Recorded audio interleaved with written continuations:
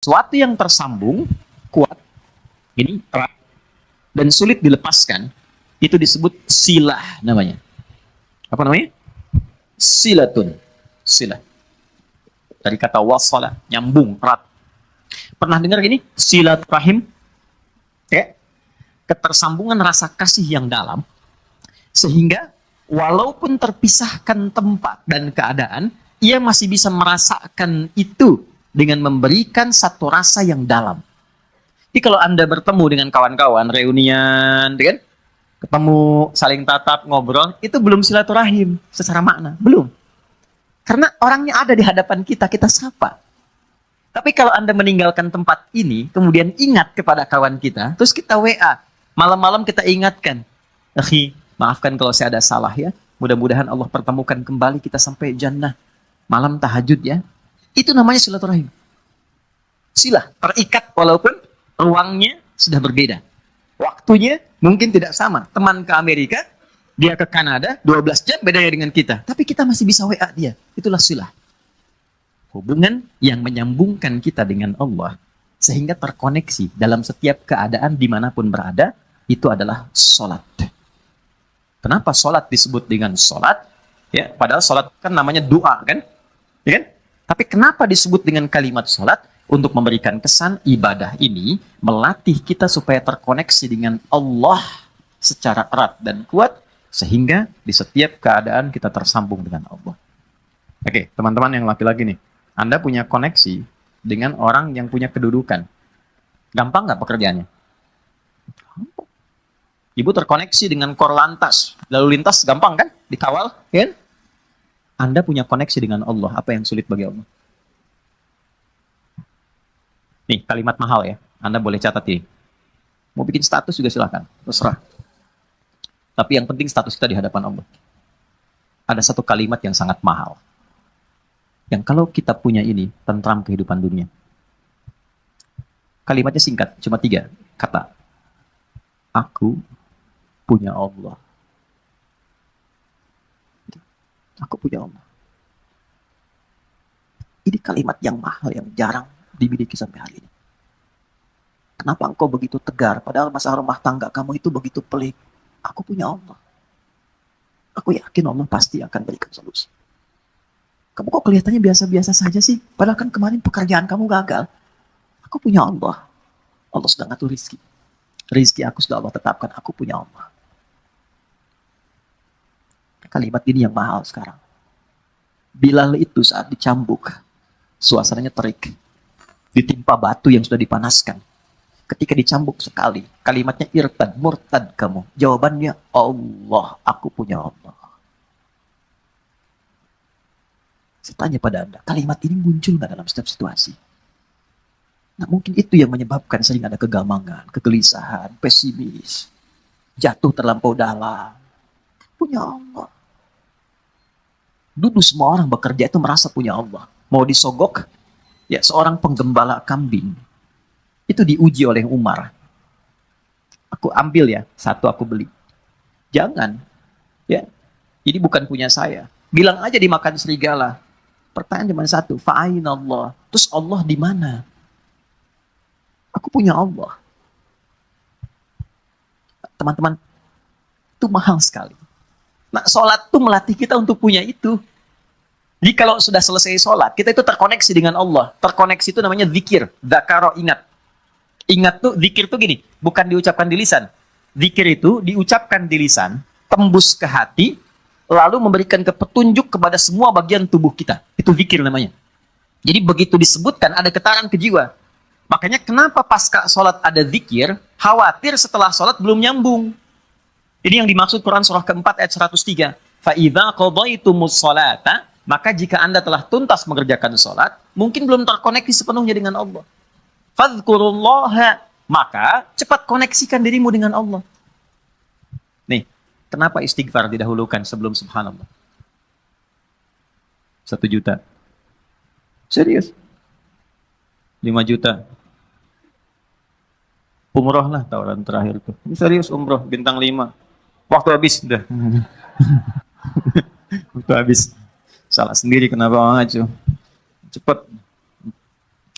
Karena boleh jadi saat sholat itu fokusnya kepada yang lain. Tidak terkoneksi dengan Allah.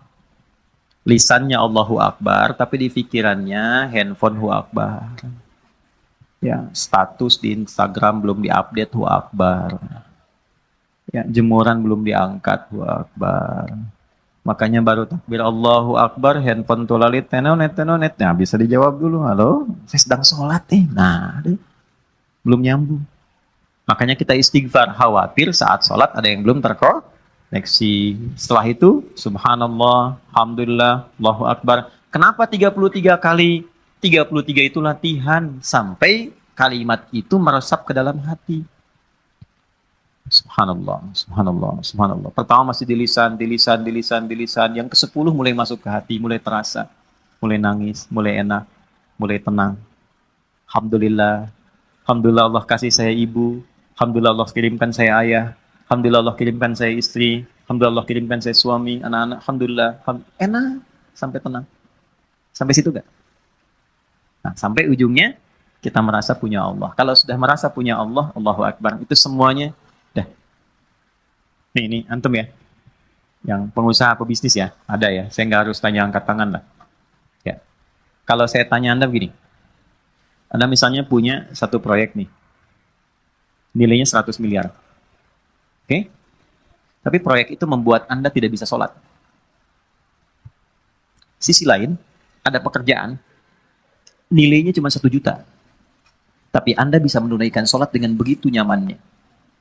Anda pilih mana? Yang pertama atau yang kedua? Cuma 2 pilihan, Anda nggak boleh pilih yang ketiga. Saya sudah bisa merasakan getaran-getaran itu. Jujur aja. Pertama atau kedua? Wah, yang benar. Buktinya ada orang sekarang hanya untuk jaga toko, dia rela meninggalkan Jumat. Untuk jaga toko. Hanya untuk menjaga toko. Biasa. Syaratnya nggak sholat, dia mau. Padahal kalau ditanya siapa yang ngasih rezeki, dia jawab Allah. Itu kan ada yang salah gitu. Ada yang salah. Dilihat Abdurrahman bin Auf itu ditawari begini. Abdurrahman bin Auf itu kan orang kaya luar biasa sebelum masuk Islam. Tapi levelnya masih 1. Setelah masuk Islam jadi nomor 3 yang tertinggi. Kan cuman begini tawarannya. Kamu kalau mau ikut Muhammad SAW, semua aset kamu kami sita. Oke? Silahkan ikut. Dan nggak boleh bawa apapun. Cuma baju yang melekat di badan. Gambaran orang-orang pada saat itu akan menempuh perjalanan kurang lebih 400 km. Lewat naik turun bukit, badai mungkin datang, nggak akan selamat sampai ke Madinah. Di Yathrib saat itu. Berangkat. Anda kalau di posisi Abdurrahman bin Auf, ditawarkan demikian. Tawaran keduanya, tinggalkan ajaran Muhammad, tinggal di Mekah, kami angkat Anda menjadi hartawan terhormat dengan proyek nomor 1 di wilayah ini. Kalau Anda di posisi Abdurrahman bin Auf, silahkan ikut Nabi, tapi tinggalkan semua aset Anda 1 triliun. Bawa pakaian saja. Anda sudah bekerja 20 tahun, 30 tahun, dapat 1 T, tinggalkan itu ikut Nabi Muhammad. Yang belum tentu jelas di hadapan Anda kesuksesannya. Atau tinggal di kota Mekah, ambil hartawan terhormat nomor 1, semua proyek wilayah Bintaro Anda kuasai. Kalau Anda di posisi itu, Anda mau pilih mana? Nah, yang mau saya katakan, apa yang melatih seorang Abdurrahman bin Auf, sehingga mengambil keputusan, saya tetap ikut Nabi.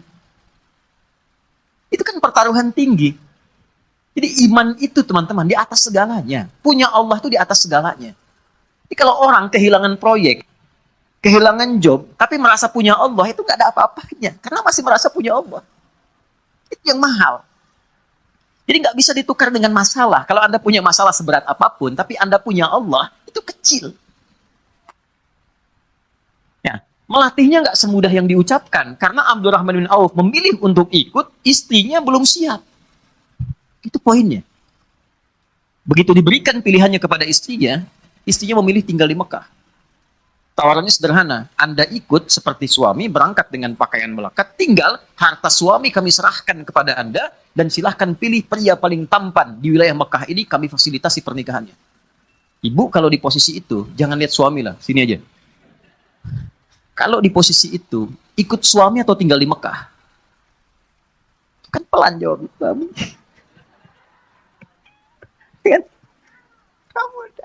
Andanya nggak dilirik tuh, amin. Oke. Ternyata tinggal di Mekah. Ya, tapi karena keyakinan kuat dan merasa punya Allah, perhatikan, orang yang sudah mengkoneksikan dirinya dengan Allah dan punya Allah, maka Allah jawab. Ini yang dimaksud rumus Quran surah kedua di ayat 152. Fadhkuruni adzkurkum. Engkau terkoneksi denganku, menyebut namaku, selalu diartikan menyebut, padahal zikir. Engkau terkoneksi denganku, aku memperhatikan engkau. Jadi sebelum beliau berangkat, Allah sudah siapkan perangkat. Sebelum Abdurrahman bin Auf berangkat, Allah sudah siapkan perangkat di sekitar Madinah. Yang menyambutnya itu harus orang paling kaya di Madinah. Itulah hebatnya orang Madinah. Yang haus disambut oleh orang bawa minuman. Yang lapar disambut oleh orang bawa makanan. Orang yang menolong seseorang sesuai sifatnya disebut dengan ansor namanya. Oke? Jadi ada orang datang ke rumah ke RKM, Mas Dimas lapar nih, disambutnya oleh santi yang bawa makanan. Ya. Ada orang yang wajahnya kelihatan tuh murung, punya utang. Dan disambutnya oleh orang yang dari Lazis, gitu kan? Nah, itu ansor namanya. Maka disambutnya oleh orang yang paling kaya dan digerakkan hati untuk mengatakan kalimat ini. Akhil karim, sami'tu annaka kunta ghaniya atau kama qala. Saudaraku yang mulia, aku dengar engkau pernah kaya. Lihat secara psikologi ya. Lalu jatuh fakir. Dia menyimpulkan begini, kalau pernah kaya dan kemudian turun statusnya, berarti kan ada pengaruh gaya dalam hidupnya. Berubah. Saya sering kutip rumus gaya itu F1 sama dengan F2. Ya, gaya gerak sama dengan gaya dorong. Kan? Pelan jadi pelan, kencang jadi kencang. Kalau naik mobilnya angkot, kan turunnya juga menunduk, terus sedekah kan. Kalau mobilnya lebih bagus kan langsung begini, kadang-kadang nggak bisa buka pintu ya. Ya kan? F1 sama dengan F2. Tapi kan ada hukum Pascal di dalamnya. F berbanding lurus dengan P. Gaya berbanding lurus dengan tekanan. Semakin banyak gaya, semakin tertekan hidupnya.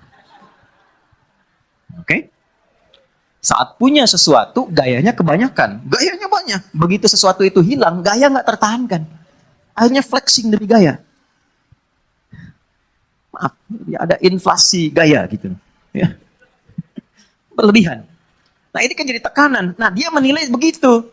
Dia nggak tahu kalau Abdurrahman bin Auf ini sudah dididik ya oleh Nabi, punya Allah. Ditawarkannya begini, saya dengar Anda pernah kaya. Kalau ingin kaya lagi, ambil setengah harta saya. Coba. Kalau Anda ingin, saya dengar Anda ditinggalkan keluarga dan istri. Kalau ingin menikah lagi, pilih perempuan paling cantik di Yathrib ini.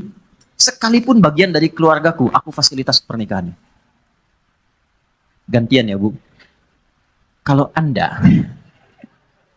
di posisi itu, dan tidak harus lihat ke sana, apa yang Anda pilih? Diterima atau tidak ditolak sama sekali?